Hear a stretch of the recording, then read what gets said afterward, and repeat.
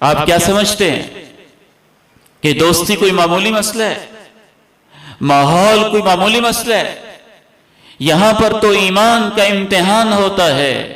اور میرے بیٹے، تو انسان ہے، گوشت پوشت کا بنا انسان ہے۔ تیری آنکھیں ہیں جو دیکھ کے متاثر ہوتی ہیں، تیرے کان ہیں جو سن کے متاثر ہوتے ہیں، تیرے قدم ہیں جو چل کے متاثر ہوتے ہیں، تیرے دل کے اندر ایک دھڑکتا ہوا اللہ رب العزت نے جذبہ رکھا ہے جو ہر چیز ایموشن سے، جذبات سے متاثر ہوتا ہے۔ ماحول تو ایسی چیز ہے کہ پتھر کے اوپر بھی پانی گرتا رہے تو پتھر پر بھی نشان بڑھ جاتا ہے۔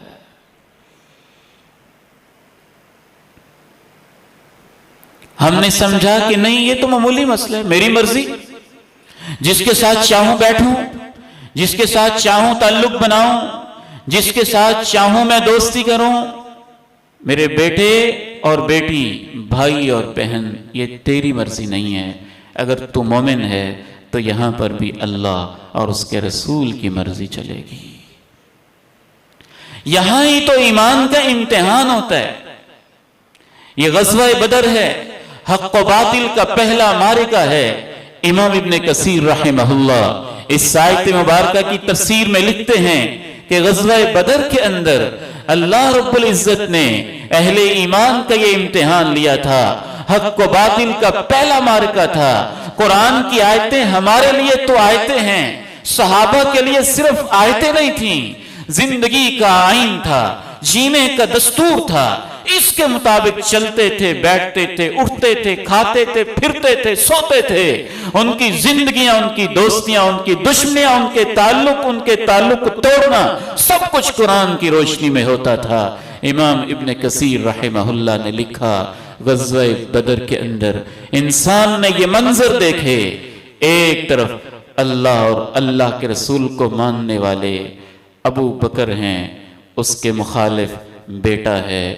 ایک طرف اللہ اور اللہ کے رسول کو ماننے والا ابو عبیدہ ہے، دوسری طرف دشمن ہے نبی کا اور اللہ کا، اور وہ حقیقی باپ ہے۔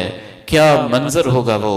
ایک طرف چچا ہے، دوسری طرف بھتیجا ہے، ایک طرف ماموں ہے، دوسری طرف بھانجا ہے، ایک طرف کوئی کھڑا ہوا ہے، بھائی ہے، دوسری طرف حقیقی بھائی ہے۔ سب تعلق توڑ دیے، بنیاد ایک ہی رکھی، جو اللہ اور اللہ کے رسول کا دوست ہے وہ ہمارا دوست ہے۔ تو اس موقع پہ اللہ نے یہ آیت اتاری، لا تجد قوما يؤمنون بالله واليوم الآخر۔ کوئی اور کسی بنیاد پہ دوستی کر سکتا ہے؟ قرآن نے کہا وہ جس کا اللہ پہ ایمان ہو، اور وہ جس کا مرنے پہ، حساب پہ، آخرت پہ، جنت پہ، جہنم پہ، قبر کے عذاب پہ ایمان ہو۔ یہ نہیں ہو سکتا کہ وہ بغیر سوچے سمجھے دوستی کرے۔ وہ تو اتنی سوچ سمجھ کے دوستی کرے گا اگر اس کے اپنے ماں باپ بھی اللہ اور اللہ کے رسول کے خلاف جا رہے ہوں تو ان کو ماں باپ تو سمجھے گا، لیکن ان کے ساتھ گہری دوستی اور محبت والا تعلق اس کا ختم ہو جائے گا۔ احترام تو کرے گا، خدمت تو کرے گا، لیکن دوستی جیسے دوست کی مانتا ہے، جیسے وہ اس کے لیے قربانیاں دیتا ہے، جیسے وہ اس کے مطابق عقیدہ اور نظریہ بناتا ہے، یہ وہ نہیں بنائے گا۔ وَلَوْ كَانُوا آبَاءَهُمْ أَوْ أَبْنَاءَهُمْ أَوْ إِخْوَانَهُمْ أَوْ عَشِيرَتَهُمْ، 4 رشتے اللہ نے گنوائے، چاہے وہ اس کے حقیقی ماں باپ ہوں، چاہے وہ اس کی حقیقی اولاد ہو، چاہے وہ اس کے حقیقی بھائی بہن ہوں، چاہے وہ اس کے حقیقی رشتہ دار اور پورے کی پوری برادری اور خاندانی کیوں نہ ہو۔ رسول اللہ صلی اللہ علیہ وسلم ارشاد فرماتے ہیں، ثلاث من کن فیہ وجد بہن حلاوۃ الایمان۔ ایمان صرف یہ نہیں ہے کہ آپ نے اللہ کو مان لیا، اللہ کے رسول کو مان لیا۔ ایمان کا ایک ذائقہ ہوتا ہے، جس طرح سیب کا ذائقہ ہے، جس طرح انار کا ذائقہ ہے، میٹھی چیز کا ایک ذائقہ ہے۔ ایمان کا ذائقہ بہت میٹھا ہے۔ آپ نے فرمایا ملتا اس کو ہے جس کے اندر 3 خوبیاں ہوتی ہیں، اور ان میں سے ایک خوبی یہ ہے وَأَن يُحِبَّ الْمَرْءَ لَا يُحِبُّهُ إِلَّا لِلَّهِ، وہ دوستی کرے تو صرف اللہ کی خاطر،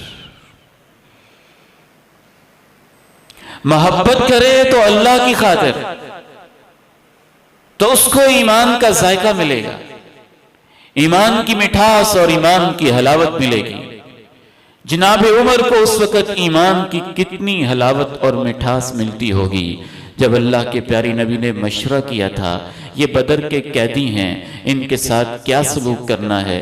جناب ابو بکر نے کہا اپنا ہی خاندان ہے، اپنے ہی رشتہ دار ہیں، اپنی ہی برادری ہیں، ان سے فدیہ لے لیں، پیسے لے لیں، مسلمان غریب ہیں، مسلمانوں کو ضرورت ہے، ان کے کام آئے گا، اور ان کو چھوڑ دیا جائے۔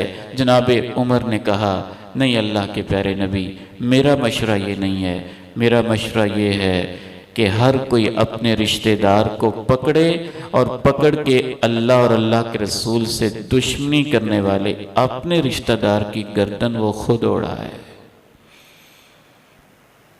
اور اللہ سے، اللہ کو آسمانوں پہ جناب عمر کا مشورہ پسند آیا تھا، یہ پسند آیا تھا۔